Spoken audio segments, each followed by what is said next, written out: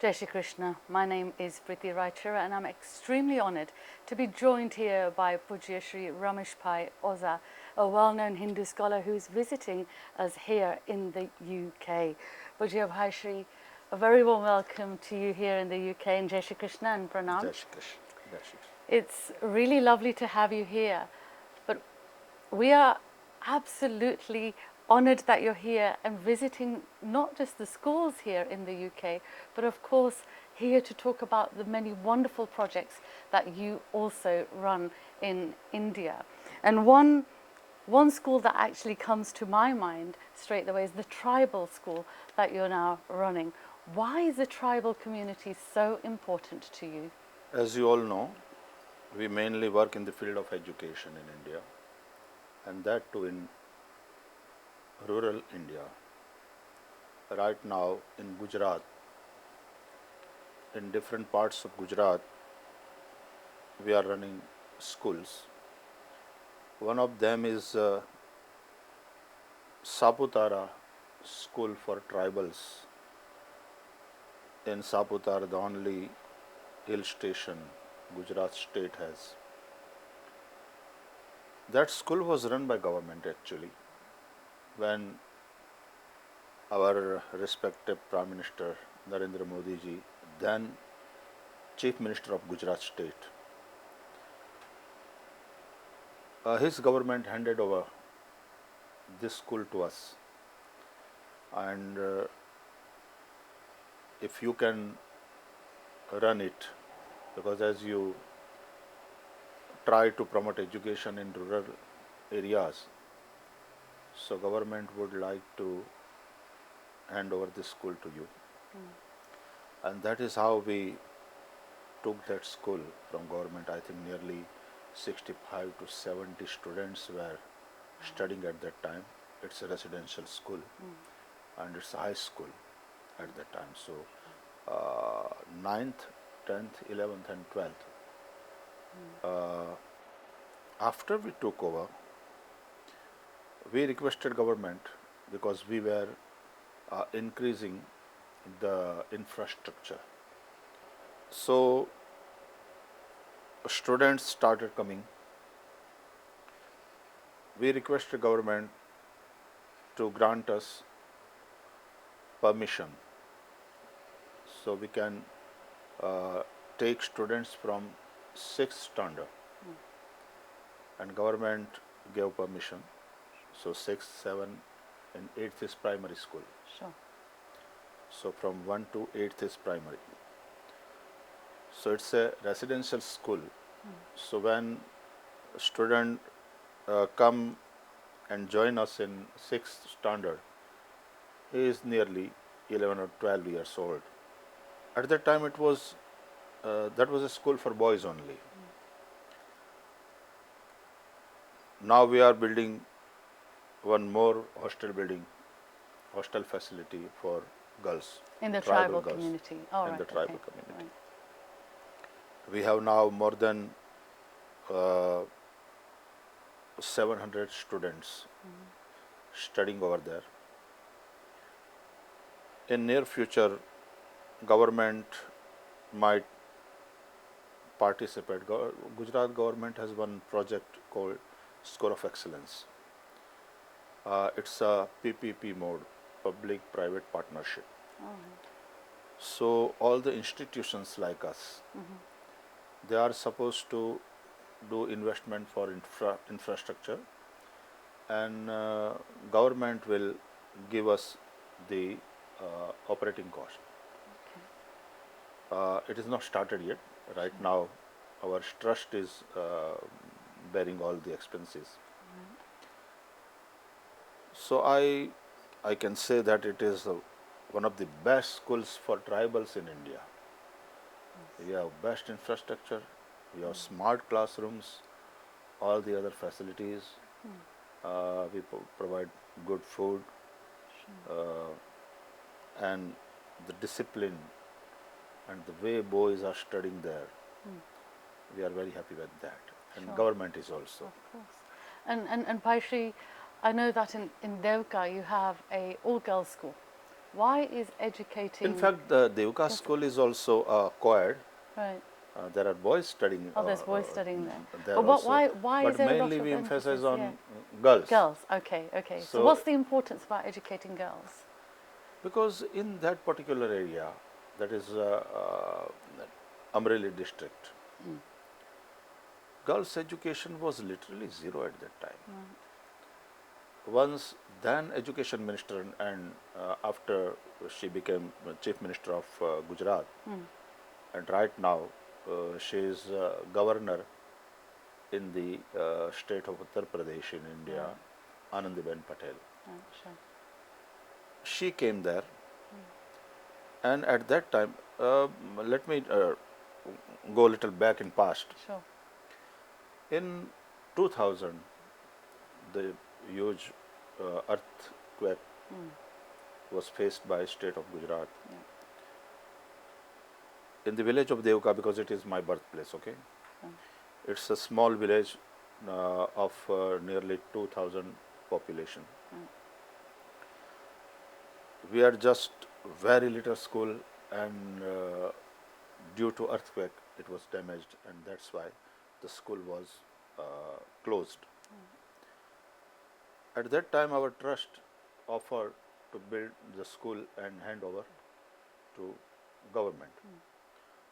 So we built a good school, primary school with 6 classrooms, with compound wall, and we handed over to government. The girls' education was literally zero, and at that time, I appeal to the people of Devka that I want dakshina from you, and that is, you make promise that you will send your girls to the school, and that is how the girls started coming to school. And after they finished their primary education, it was needed that we must have high school there. So we built high school there, which is called Devka Vidyapit now. And from high school to college, it's a very good institute, again inaugurated by Narendra Modi ji, then Chief Minister of Gujarat. So girls' education wise, it was very poor, but now we emphasize more on girls' education there, and that's why more than 600-700 girls in high school and college they are studying there. In near future, we have planned to accommodate more than 2,000 girls Amazing. residing over there and studying. Amazing. Wow. Oh, and why is educating children so important to you? Of course, education is the key. Of course. Without good education, without quality education, one cannot progress in their own life. One cannot be very helpful to on family and to the nation at large. I heard one saying, I think it's a Chinese saying, if someone is hungry and if you give him or her 2 fish, you can feed him or her for one time. But if you teach them how to catch the fish, you are feeding them for the lifetime. So, quality education is the key, and that's why to promote education in rural areas, because they also need good schools. Of course. They also want quality education, and at no cost or at very low fee. And that is what we are doing right now. Of course. But Because what I'm doing, Bhagavatam is itself, I take it as an educational activity. of course, yes. We are educating people. Yeah. So with this, mainly we work in the field of expanded. education. Into education. Yeah. So what does value-based education mean to you? See, education is not make them literate only, Mm, to make them good human being. of course. They should understand that I don't have to live for myself only. The universe, the Mother Earth, is giving so much to me. I'm getting water, I'm breathing this oxygen. Mother Nature owes to me, the humanity owes to me, and that's why I'm supposed to pay it back. So after becoming doctor, lawyer, or whatever, the student should become a good human being and contribute to the society. That is what value-based education is. So don't literate them only. It is said, beautifully said in Sanskrit, sakshara viparita rakshasa bhavanti. Those who are educated, those who are very literate, not educated but literate, saksharaha. If they not be if they don't have those values, those virtues in their life, viparita rakshasa bhavanti, means then they will behave like demon. Sure. So, Pujya Bhaishri, yesterday you spoke about in the Pravachan, you were talking about that knowledge can also kind of be misused sometimes, or it can be that you can still be a good person but have less knowledge. Explain a little bit That more is what about that. we always discuss, that it is not enough to be a literate person only. It's very important that we are educated people. It is that's why I was saying yesterday uh, that only intellectually we go up. That's not enough. To become a good human being, it is more important that you must have very good heart, full of love and compassion and humanity, than the highly intellect. It is very beautifully said in our scriptures that dve vidye veditavye para aparacha. Two types of vidya you should know, para and apara. Apara is about our how to earn our daily bread. When we teach our students and we make them doctors and lawyers and engineers, that is apara vidya, to which may give them livelihood, their bread. But when we educate them, we are talking about para vidya. We are talking about values. We are talking about virtues, which make them a good human being. So first, we need to become a good human being, and that's why to become a devotee, you need to have a very good heart, full of love and compassion, rather than you are a highly an intellectual person. Yes. Sure.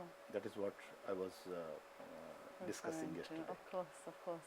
So somebody who is not necessarily highly qualified, highly educated, what you're saying is that actually as long as they're a good person, as long as they're a good humanitarian, then actually they are following the right path.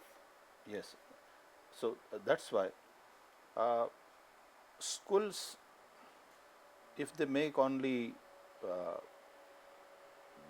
lawyers and engineers and doctors, and they don't make them, and they don't teach them, and they don't inspire them to become a good human being, that is going to create a very, very big problem for humanity at large in the world, wherever you go. And that's why this Vidya, we have three words in our institution: Vidya, Vivek, and Vikas. Yes. So Vidya is this values, to imbibe good values, virtues in them. Then Vidya, and then Vivek. So that is knowledge about. So that is one is wisdom. Yeah. Then the knowledge about all these worldly things, and you must have that discrimination: what is good and what is bad, what is right and what is wrong, and then always follow the path of righteousness, Sure. dharma, and then you grow, Vikas. Sure, sure. I want to ask you another question, Bhaishri. Going back to girls' education, and you know, I can see your commitment to educating girls, and especially in the tribal community. But what about when those young girls, after they've been educated, grow up and then have to just get married? What about the education then?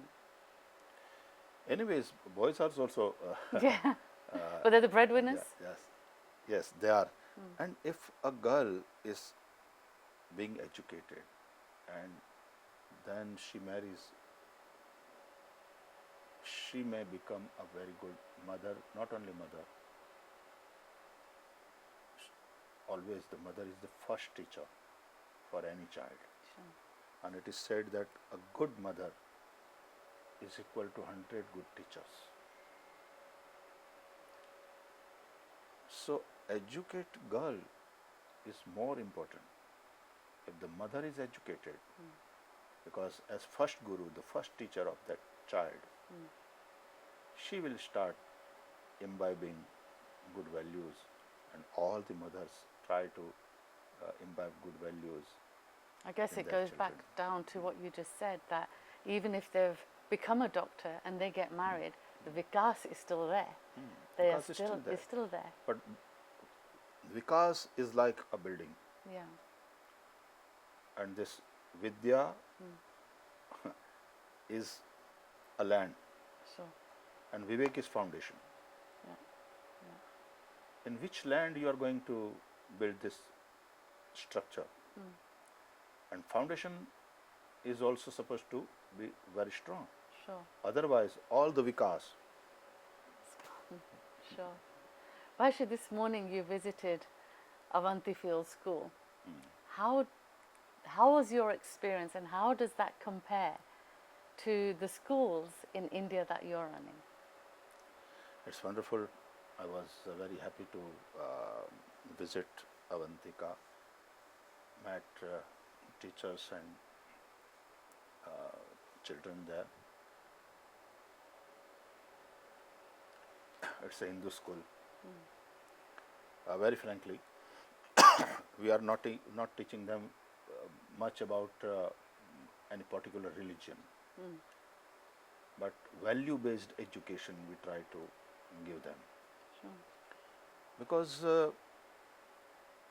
when I talk about tribal school, they have their own culture, and by educating them, we don't want to demolish their culture. In fact, we want and we try to help them to protect their own culture. So, value-based education is teaching them to become a good human being first. How can you help your family, your community, your country, and humanity at large? How can you serve to Mother Nature as a good human being? How can you be more and more compassionate for all other living beings on this planet Earth? That is what value-based education is. Sure. And finally, Bhaishri, what is your message to all those young people that are watching this interview here today? Those that don't like going to school, because young children often wake up and say, I don't want to go to school today, I don't want to go to school today. What is your message to them?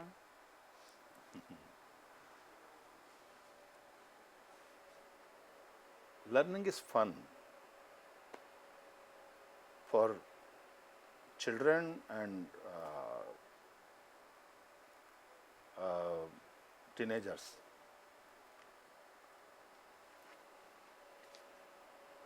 Take learning as a fun.